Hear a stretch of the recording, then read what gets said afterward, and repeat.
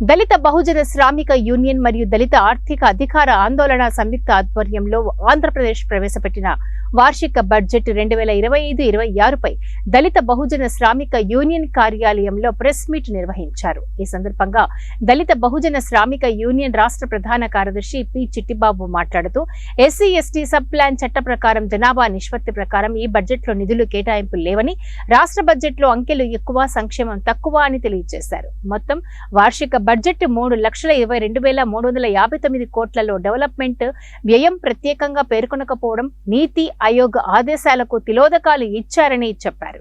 ఈ వార్షిక బడ్జెట్లో ఎస్సీలకు 20,281 కోట్లు, ఎస్టీలకు 8,160 కోట్లు కేటాయించి అందులో అత్యధిక భాగం సాధారణ పథకాలకు ఇచ్చి ఎస్సీ ఎస్టీలకు నేరుగా ఉపయోగపడే పథకాలకు కేటాయింపులు తగ్గించారని అన్నారు.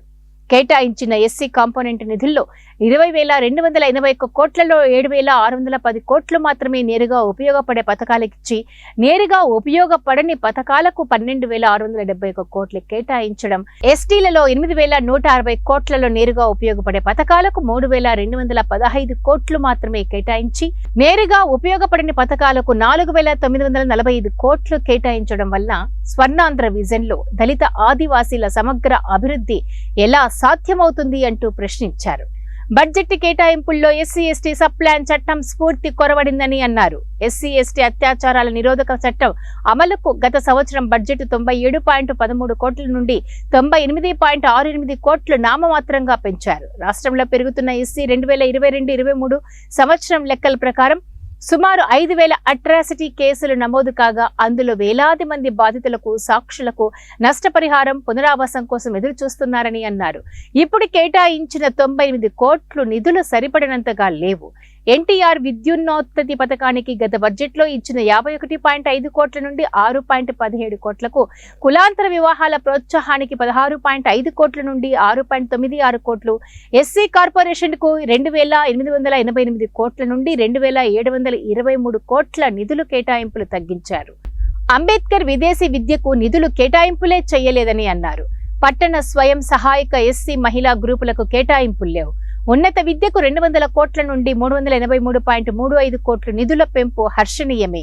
కానీ ఈ బడ్జెట్లో దళిత ఆదివాసీలకు తీవ్ర నిరాశ మిగిల్చినందున రాష్ట్ర ప్రభుత్వం బడ్జెట్ పై జరిగే చర్చల్లో ఎస్సీ ఎస్టీ సబ్ ప్లాన్ నిధులపై దృష్టిని కేంద్రీకరించి బడ్జెట్ ను సవరించి దళిత ఆదివాసీలకు సామాజిక ఆర్థిక అభివృద్ధికి నిర్దిష్ట చర్యలు తీసుకుని బడ్జెట్ కేటాయింపులు సవరించాలని డిమాండ్ చేశారు.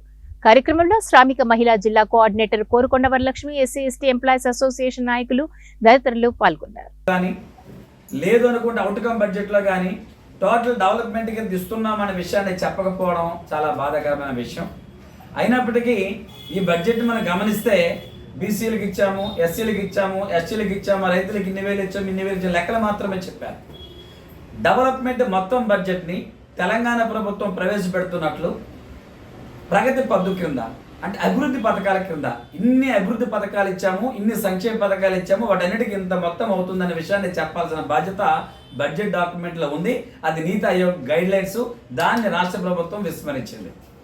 రెండోది మనం పరిగణలోకి తీసుకుంటే ఎస్సీలకి చాలామంది చెప్తూ ఉన్నారు డబ్బులు ఎక్కువ ఇచ్చారు, అధికం కేటాయించారని.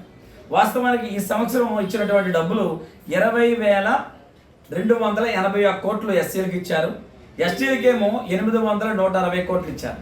ఇది గత సంవత్సరంతో పోలిస్తే గత సంవత్సరం 18,000 కోట్లు ఇచ్చారు, ఈ సంవత్సరం ఏమో 20,000 కోట్లు పెంచారు.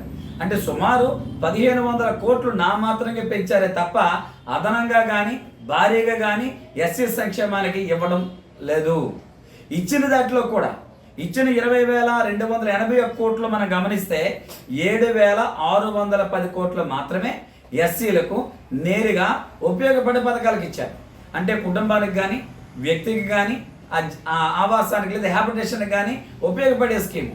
అంటే 20,281 కోట్లలో 7 కోట్లు మాత్రమే నేరుగా ఎస్సీలకు ఉపయోగపడే పథకాలకు ఇచ్చి సుమారు 12,671 కోట్లు సాధారణ పథకాలకు మళ్లించడం అనేది అసలు దళిత సంక్షేమము ఎక్కడ చూస్తాం మనం.